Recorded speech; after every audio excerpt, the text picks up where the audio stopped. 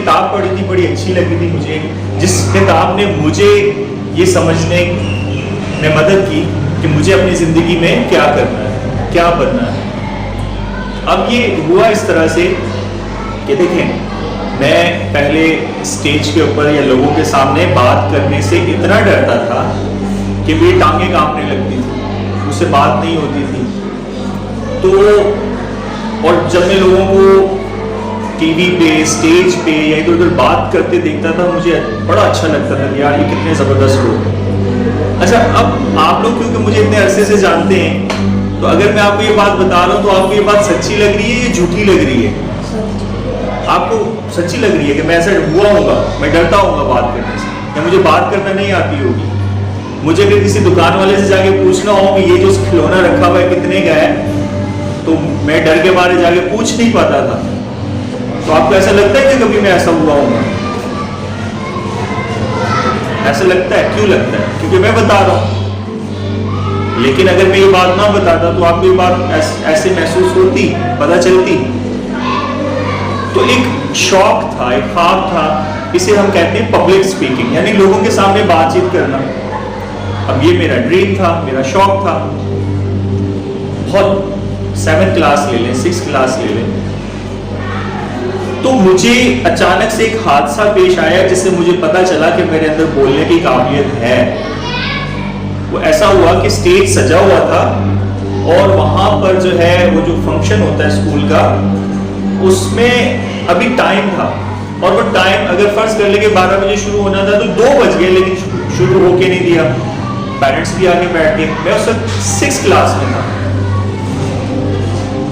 تو اب جب ظاہر ہے اس طرح سے ہو تو پھر لوگوں میں بے چینی شروع ہو جاتی ہے. جب بے چینی شروع ہو جاتی ہے تو انہوں نے کہا کہ یار کیا کریں. اسکول کی جو مینجمنٹ تھی انہوں نے زبردستی مجھے اسٹیج پہ بھیج دیا کہ جاؤ, جا کے نا بس بات چیت کرو, کچھ بھی کہو, لیکن ان کو تھوڑا سا بزی کرو لوگوں کو, تاکہ ہم اتنی دیر میں اپنی تیاری مکمل کر لیں. وہ میری زندگی کا پہلا موقع تھا کہ جب مائک میرے ہاتھ میں تھا اور میری ٹانکیں ایسے کانپ رہی تھی کہ جیسے ابھی میں, بلکہ وہ اتنے زور سے کانپ رہی تھی مجھے لگا پورا اسٹیج ہی کانپ رہا ہے. اور اب میں کھڑا سوچ رہا ہوں مائک پکڑ کے کہ میں کہوں کیا, بات کیا کروں. تو پھر مجھے یاد آیا کہ مجھے جوکس بہت اچھے لگتے ہیں. میں نے نا بس جو جوک ذہن میں آیا سنانا شروع کیا. پہلے جوک پر تھوڑے سے لوگ ہنسے, باقی اب باتیں کرتے رہے. دوسرے جوک پہ تھوڑے زیادہ لوگ ہنسے تو میری تھوڑی سی ہمت اور بڑھ گئی. پھر مجھے جتنے جوک آتے تھے میں تقریباً 20 منٹ جوک سناتا تھا, اور 20 منٹ کے بعد میرا ڈر بھی ختم ہو گیا اور لوگ تالیاں بھی بجا رہے, خوش بھی ہو رہے, ہنس بھی رہے.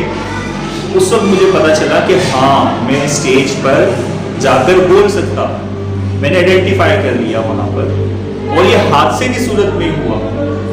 اب دیکھیں ہماری زندگی میں بہت بار ایسا ہوتا ہے کہ ہمارا دماغ الجھا رہتا ہے کہ ہم کریں کیا, ہمارا زندگی کا مقصد ہے کیا, ہم اس دنیا میں آئے کیوں ہیں. اب ظاہر ہے ہر انسان ایک ہی کام کے لیے تو دنیا میں نہیں آیا. کچھ کام ہیں وہ اجتماعی ہوتے ہیں, جیسے عبادت ہے, جیسے حقوق العباد ہیں, جیسے قانون کی پابندی ہے. یہ سب نے برابر کرنا ہے, لیکن یہ سب کی زندگی کا مقصد نہیں ہو سکتا کہ آپ صرف دنیا میں عبادت کرنے آئے ہیں, یا دنیا میں صرف رہنے آئے ہیں, یا دنیا میں صرف اس لیے آئے ہیں کہ آپ کے بس جو کام باقی سارے کر رہے ہیں آپ نے بھی وہ کرنا ہے اور چلے جانا ہے. کوئی ایک ایسا مقصد, کوئی ایک ایسا کام ہوگا جو خاص آپ کے لیے ہوگا, اور اگر آپ نے اسے آئیڈینٹیفائی نہیں کیا تو پھر کیا ہوگا, آپ اسے حاصل نہیں کر سکیں گے, ہے نا.